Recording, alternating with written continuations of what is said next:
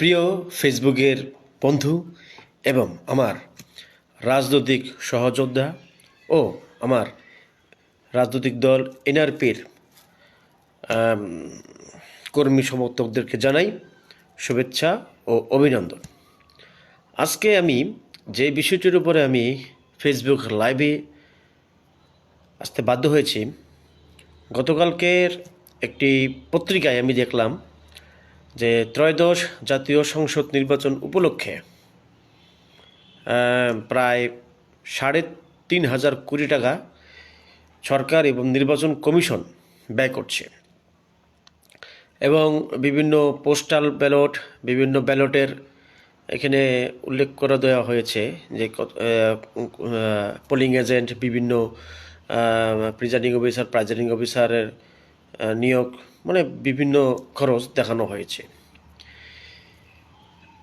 বর্তমান বাংলাদেশ বলতে গেলে স্মার্ট যুগে আমরা আছি, কিন্তু স্মার্ট যুগে আমাদের যেই সিস্টেমটা, ভোটের যে সিস্টেমটা, এটা আমরা আসলেই স্মার্ট করতে পারিনি।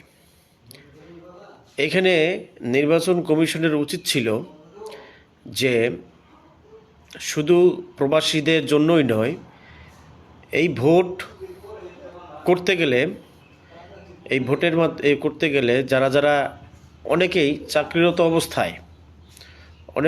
চাকরিরত অবস্থায় রয়েছে, তারা বিভিন্ন কর্মক্ষেত্রে ঢাকার বাইরে বা এলাকার বাইরে রয়েছেন, কিন্তু তারা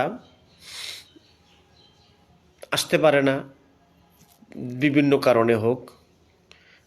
ভোটের সময় যে তারা আসবে কিনা, কারণ এটা এখন সন্দেহজনক। কারণ অনেকের চাকরি রয়েছে, ফ্যামিলি আছে, সমস্ত ফ্যামিলি সহ নিয়ে আসাও সম্ভব নয়। তাহলে কিভাবে সম্পূর্ণ ভোট কাস্ট হবে? সেক্ষেত্রে আমরা মনে করি এই ভোটের যে সিস্টেমটা করা উচিত ছিল অ্যাপসের মাধ্যমে। সেই অ্যাপসটি কীরকম হওয়ার কথা ছিল? এই অ্যাপসটি একটি অ্যান্ড্রয়েড ফোনের অ্যাপস হবে। এই অ্যাপসের মাধ্যমেই কিন্তু সহজভাবেই ভোট করা যেত। আমি সিস্টেমটি বলে দিচ্ছি। গুগল প্লে স্টোর থেকে যখন ওই অ্যাপসটি ডাউনলোড করবে, সেই একটা নির্বাচন কমিশন এক্ষেত্রে কিন্তু কম খরচে এই অ্যাপসটি করতে পারত। ভোটিং অ্যাপস, এটাকে বলা হয় ভোটিং অ্যাপস, ভোটিং অ্যাপসের নাম দিত তারা।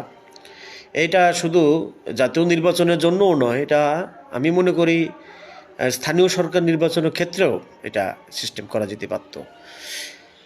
বেশি খরচ লাগতো না হয়তো। এটা হলো 1 থেকে 1.5 কোটি টাকার ভিতরেই একটা ভালো একটা অ্যাপস করা যেত মিনিমাম। কারণ যদিও একটা অ্যাপস করতে গেলে মিনিমাম 3 থেকে 4 লাখ খরচ হয়, যদি হায়ার অ্যাপস তৈরি করতে হয়। যেহেতু এটা ভোটিং অ্যাপসটি হওয়া দরকার ছিল এরকম, এটা আমার ওপিনিয়ন।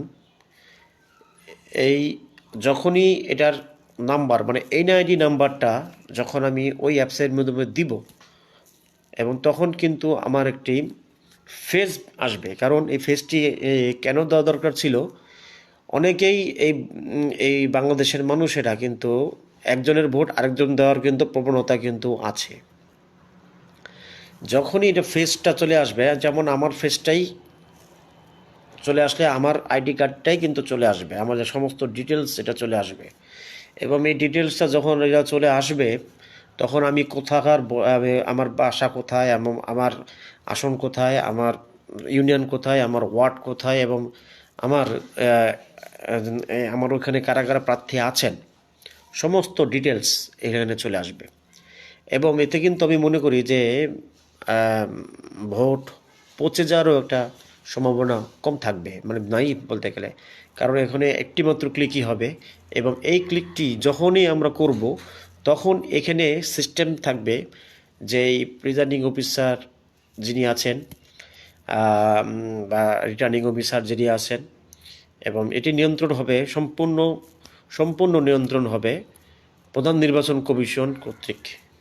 মানে এটার সমস্ত কিছু প্রধান নির্বাচন কমিশন ছাড়া আর কেউ এটা করতে পারবে না। এখানে এই সিস্টেমটা যদি করতো, এবং দ্বিতীয়ত যখনই এই ভোটটা আসতো, ধরলাম বর্তমানে যেই নির্বাচন হচ্ছে দাঁড়িপাল্লা কিংবা ধানের শীষ বা অন্য কোনো মার্কা, আমি যদি ক্লিক করি সেই মার্কাতেই যাবে এবং এটার কিন্তু কাউন্ট হবে, কাউন্টিং হবে। কাউন্টিংটা কিন্তু সবাই দেখতে পারবে, এবং এই কাউন্টিং যখন দেখতে পারবে প্রিজাইডিং অফিসারও দেখতে পারবে, তারপরে হলো রিটার্নিং অফিস থেকেও দেখতে পারবে। এখানে বলে রাখা ভালো, যখনই এটা কাউন্ট হবে একজন ব্যক্তি এক জায়গায় ক্লিক করতে পারবে, একাধিক নয়।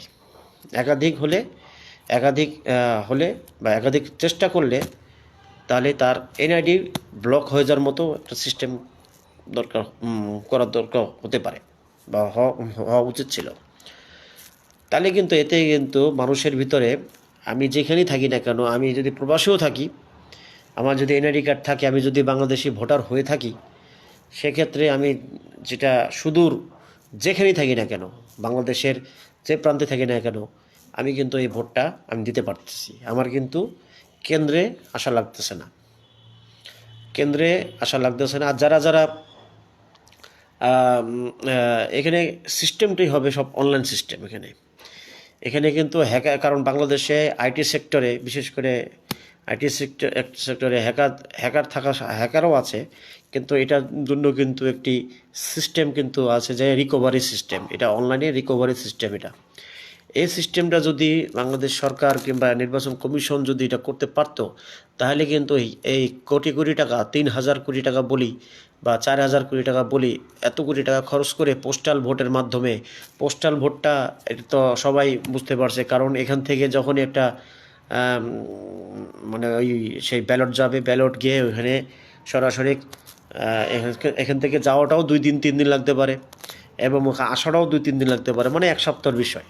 কিন্তু এটা কিন্তু 1 সপ্তাহ লাগবে না। যখনই একজন ভোটার যদি মনে করে যে আমি ভোটটা দিব, তার বাসার থেকে আমি বাসাও যাব না, আমি বেরোবো না, আমি ঘরে বসেই অ্যাপসের মাধ্যমে এই ভোটটা করব। যখনই ওই ভোটটা কাউন্ট হবে এবং যখনই তার এনআইডি নাম্বারটা দিবে, তখনই কিন্তু তার ডিটেলস কিন্তু চলে আসবে, এবং ফেসের সিস্টেমও থাকবে। কারণ ফেস যখন দিব, তখন ওই ফেসটা অন্য লোকের ফেস, কিন্তু যেমন আমার ফেসের সাথে কিন্তু অন্য লোকের ফেসে মিল নেই, তাহলে কিন্তু এটা আর হবে না। এই সিস্টেম যখনই যখন হবে, তাহলে কিন্তু আবার ডিটেলস যখন আসবে, সে কোথাকার ভোটার, বাবা মার নাম কি, A to Z, তখন কিন্তু সে কোথায়, তার প্রার্থী কারা কারা আছে, স্থানীয় নির্বাচনে হোক বা জেলা নির্বাচনে হোক, যাই তার সে প্রার্থী দেখতে পারবে, মার্কা দেখতে পারবে। তখন কিন্তু সে পছন্দের প্রার্থী কিংবা পছন্দের লোককে ভোট দিয়ে সে নিজেই করতে পারবে। সেটা হলো ঘরে বসেই। এই জিনিসটা করা উচিত ছিল, কিন্তু 3,000-4,000 কোটি টাকা দিয়ে পোস্টাল ভোটার, বিভিন্ন ব্যালট ছাপিয়ে এটা হলো সেই মধ্যযুগীয় ফিরে যাওয়ার মতো। অন্তত এই স্মার্ট বাংলাদেশে, যেহেতু কিছু কিছু দল তারা বলছে যে তারা এলো ফ্যামিলি কার্ড দেবে, কিন্তু যখনই এই নির্বাচনের ব্যবস্থা, যখনই আমরা দেখতে পারি যে মধ্যযুগীয় স্টাইলে নির্বাচন হচ্ছে, সেটা আসলে তখন আর ওই সাথে আর মানানসই করা যায় না। তো যাই হোক, আমি এই কথাটা বলার জন্যই করলাম যে 3,000 কোটি টাকা, এটা তো জনগণের টাকা। এটা নির্বাচন কমিশনের বাড়ি থেকে বা কিনা কয় সরকারের বাড়ি থেকে, তো সরকারের নিজস্ব বা যিনি প্রধান উপদেষ্টা আছে তার পৈতৃক সম্পদ বিক্রি করে, তো এটা না, এটা তো জনগণের টাকা। কিন্তু এত টাকা হয়তো এই সিস্টেমটা করলে হয়তো এত টাকা হয়তো লাগতো না, হয়তো বেশি খরচ হতো না, ঊর্ধ্বে 100 কোটি টাকার মতো খরচ হতে পারত। তবে অদূর ভবিষ্যতে যারা ক্ষমতায় যাবেন, তারা যদি এই জিনিসটা করেন, তা সবচেয়ে ভালো হবে।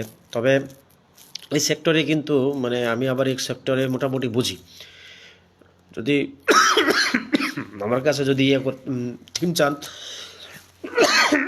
তাহলে আমি সেটা হয়তো উপকার করতে পারি। ধন্যবাদ। ইনশাল্লাহ চেষ্টা করবেন, উপযুক্ত প্রার্থীকে ভোট দিবেন।